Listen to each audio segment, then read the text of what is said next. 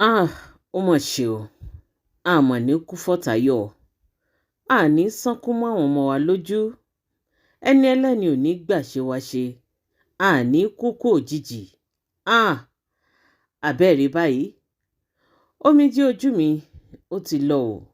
Ṣùgbọ́n níbi òkú rẹ̀, rògbòdìyàn ṣẹlẹ̀ láàrin ẹbí ọkọ àti àwọn ọmọ èyí tí olóògbé fi kalẹ̀. Ó mà ṣe o. Ó mà ṣe o, ẹ̀yin tèmi. Àwọn èèyàn ń di nǹkan mú. Àwọn èèyàn ń gbá nǹkan mú. Ẹ wò, aṣọ ló ń bo àṣírí oníkálukú. Ìdí nìyí. Gbogbo ohun tá a bá rí wípé ó fẹ́ máa gba omijé lójú wa. Gbogbo ohun tá a bá rí wípé ó fẹ́ mú ayọ̀ wa lọ. Gbogbo ohun tá a bá rí wípé ó ń fún wa ní ìbànújẹ́ lójoojúmọ́. Ẹ jẹ́ ká gbìyànjú láti yàgò. Tó bá ṣọkọ ni ló ń banú rẹ jẹ́ lójoojúmọ́, débi wípé yóò wá tì ọ́ títí tí wàá fi ní depression. Àní kó o tètè bẹ́sẹ̀ rẹ sọ̀rọ̀. Tó bá ṣèyàwó náà ni, òun ló fẹ́ dàbí ìṣòro nínú ayé rẹ, tó fẹ́ máa gba omijé lójú rẹ lójoojúmọ́. Tó fẹ́ sọ ọ́ sí depression ọ̀sán gan. Àní kó o tètè bẹ́sẹ̀ rẹ sọ̀rọ̀. Sórí, tó o bá kú tán, àwọn wọ̀nyí ò ṣàyè wọn. Bẹ́ẹ̀ ni, wọ́n ò ṣàyè wọn. Àbẹ́ẹ̀rí báyìí. Ta ló mọ̀ wípé iná ń jó Omije Ojumi lábí aṣọ nígbà tó wà láyé? Ó mà ṣe o. Àbẹ́ẹ̀rí. Ẹ wo bí ẹbí ọkọ àti àwọn ọmọ bí wọ́n ṣe kojú ara wọn níbi òkú rẹ̀, tí wọ́n wá ń pariwo lé àwọn ọmọ olóògbé lórí wípé bàbá wọn nífẹ̀ẹ́ wọn. Ẹ dákun, kí wá ló fà á? Ṣé nígbà tí ìyá àwọn ọmọ yìí wà láyé, ṣé bàbá yìí ò kí ń pe àwọn ọmọ yìí ni?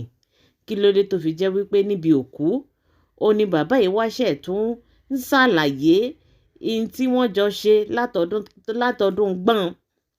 Ṣébi tó yẹ kó ti máa sọ̀rọ̀ ní ẹ̀yìn tèmi níbi òkú yìí? Ó láti rí tí wọ́n ti gbé fọ́ọ̀n fún àwọn ọmọ olóògbé wípé kí wọ́n bá bàbá wọn sọ̀rọ̀. Pé kí wọ́n sọ̀rọ̀ kẹ́yìn. Ọ̀rọ̀ kẹ́yìn ni wọ́n sọ níbi òkú, torí pé ó fẹ́ẹ́ dàbí ẹni pé bàbá àwọn ọmọ yìí ò sí ní Nàìjíríà, ẹ̀yin tèmi. Ṣùgbọ́n kàkà kó sọ̀rọ̀ kẹ́yìn, ọ̀tọ̀ ni tí ń sọ fún àwọn ọmọ. Ṣe ló ń sọ fún àwọn ọmọ wípé ìyá wọn ṣe gbá, ìyá wọn ṣàwo. Ṣé àwọn ọmọ rántí nígbà tó ń ṣe báyìí? Ṣé àwọn ọmọ rántí nígbà tó ń lọ sí school báyìí? Ṣé irú tó yẹ kó mọ sọ níbi òkú ni? Ibẹ̀ náà láti rí ìkan lára ẹbí àwọn bàbá àwọn ọmọ yìí, èyí tó ń pariwo lé ọmọ Omije Ojumi lórí, tí ọmọ yìí náà tó sì ń fèsì padà fún. Ẹ̀yin tèmi, ẹ rí wípé bí ọmọ yìí ṣe fèsì fún arábìnrin yìí, ó ti wà frustrated.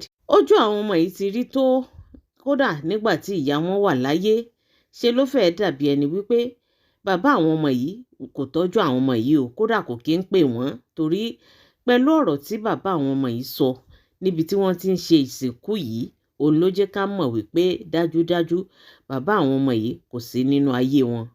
Ẹ̀yin tèmi, eléyìí mọ̀ gbẹnu tán. Ẹ̀yin bàbá bímọ mọ́ wò, ilé ayé yín ní lóde. Ó mà ṣe o. Ẹ wá wò, bàbá yìí wá ń pàtàn fún àwọn ọmọ lọ́jọ́ tí wọ́n ń sin ìyá wọn níbi òkú.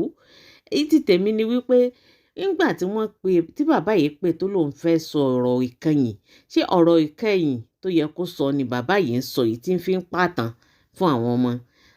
Àmọ́ ní ṣe léyà. Àwọn ọmọ wọn ò ní ṣe ọmọ, wọn ò ní ṣe ọkọ fẹ́, wọn ò mọ̀ ní ṣe ìyàwó fẹ́. Eléyìí mọ̀ gbẹnu tán, ẹ̀yin tèmi. Báyìí ni ètò ìsìnkú Omije Ojumi bó ṣe lọ.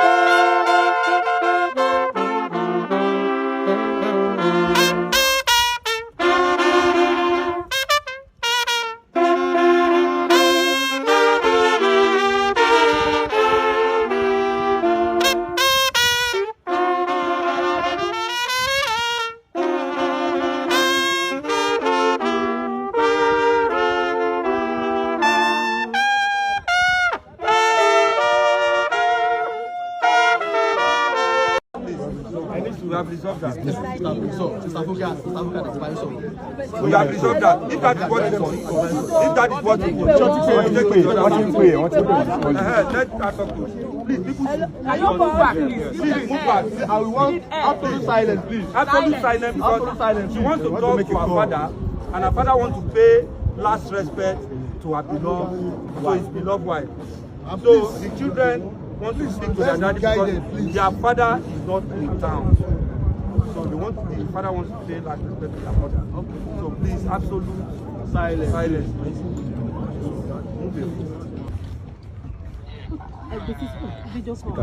Who has speaker already? Joju, collect the phone. Joju, collect the phone. Give Joju the phone. He's not collecting.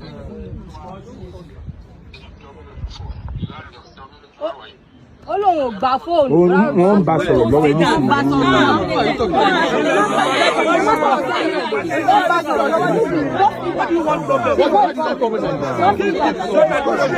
Silence, please. Silence, please.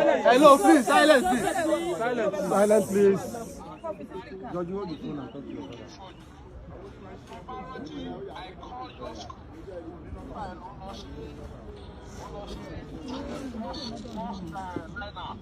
Frontliners.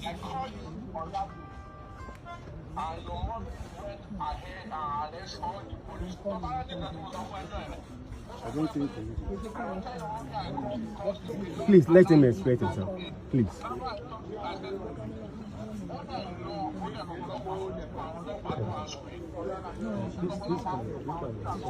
This can be resolved after you solve that. This can be resolved. Cut that call. This can be resolved. No, this can be resolved.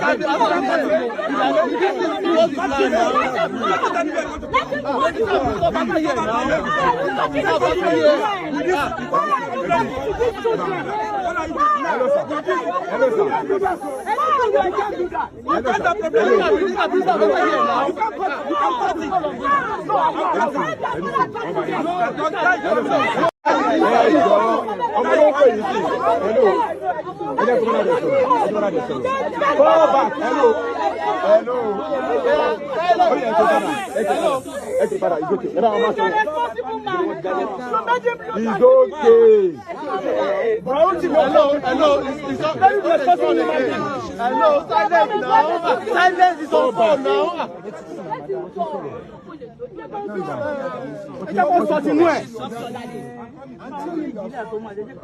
Why are you speaking into our mouth? Let us speak to our dad.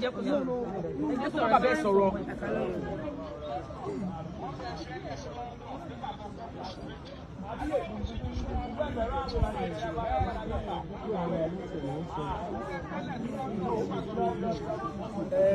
It's not necessary.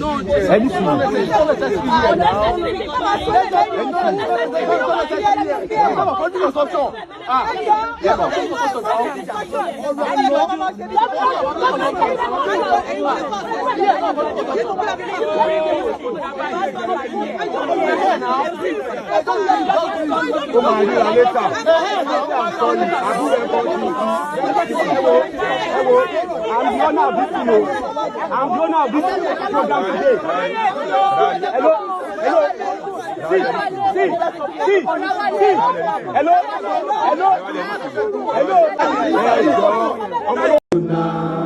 Good night. Come in thy slumbers and never sleep, but thou shalt wake no more to toil and wake.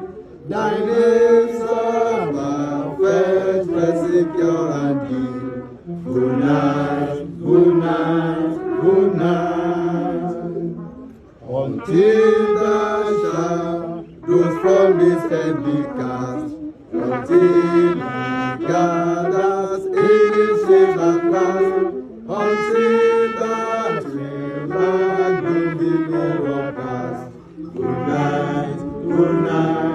Good night, until the rain shall glory deck the sky, and then the sleep in Jesus shall arise, and he shall come forth to the lonely guys. good night. Ultimately, faithful by love divine, the wind and darkness of the sun, and it shall bring the golden crown of thine. Good night, good night, good night. Only good night, beloved not farewell. A little while, all the saints shall dwell in hallowed union in this city. Good night, good night, good night.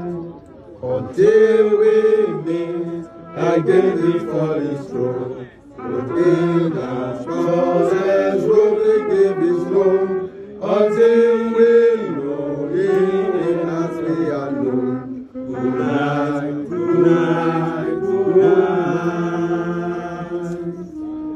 By the authority vested on me,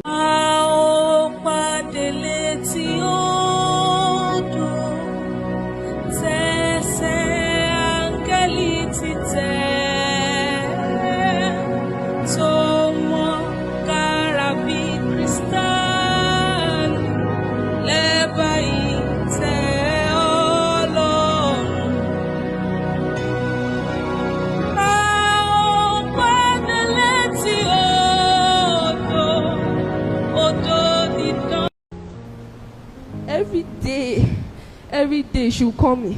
Jomiloju, promise me. You make me proud. You make me proud. Promise me. Mommy, I promise. Calm down. I will make you proud. I did not expect any of these things to happen, although she was saying it. And my mother, anytime she says something, it will surely come to pass. It will always come to pass. But I took it as something little. When she was, limping on the leg, Mommy, this is not normal. This is not normal. She'll be like, don't worry, I'll be fine. She has already planned everything down. She always told me, always make plans for tomorrow, because tomorrow is when you benefit. Things that you do today will picture tomorrow. My mother always had respect for people. She does not beg for money. You can never see her beg for money. She always work for her things. She will surely work for her things to make sure that she gives her children the best. She always said this, I live for my kids. She really lived for her kids. She basically lived for her kids. But now her kids have to continue where she left. And I promise, Mommy, I will take care of Bobby Williams King Adeoye. I'll take care of him, your baby boy. I'll take care of him so much. I'll make sure he will be what you always wanted him to be. A prayer warrior, a man, a responsible man. Not to be like A round of applause to celebrate Jomi Loju.